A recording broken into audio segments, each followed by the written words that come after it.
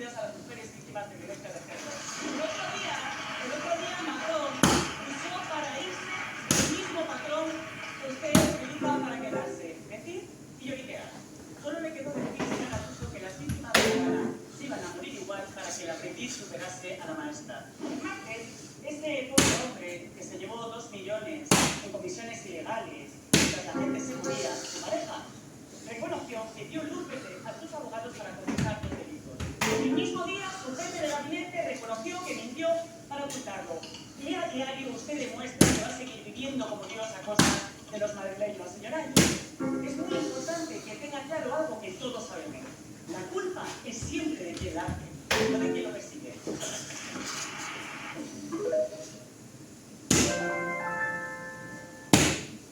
Tomar posesión de un escaño siempre es preferible a empuñar las armas. Esta es la cuestión escueta, clara y democrática que se dilucida en este nuevo escenario, en esta oportunidad.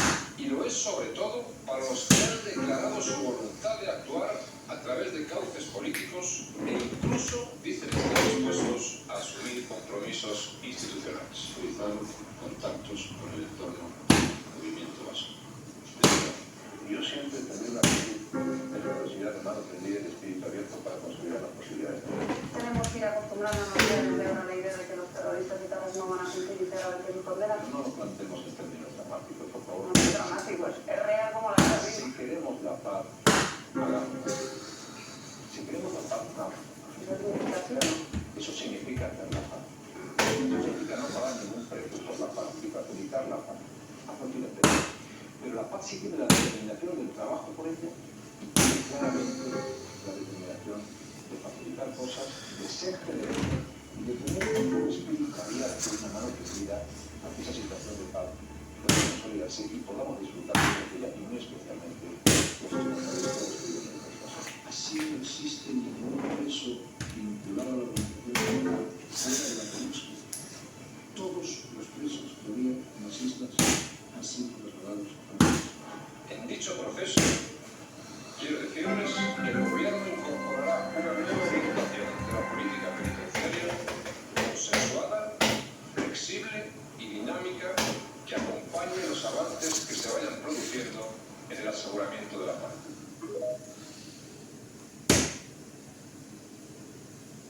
Nuestro partido nunca dejó de representar los derechos humanos. Siempre lo hemos hecho yo en el Senado. No es correcto. Es absoluto. No lo hicieron ni en 2012, ni en 2013, ni en el año 2000. Yo no sé dónde está. Usted eso. Nosotros siempre hemos reorganizado las cosas con formalidad. Que en el Senado yo mismo tuve una moción para votar a favor de la revolución de las pensiones con formal IPC y a favor de las revoluciones con formal.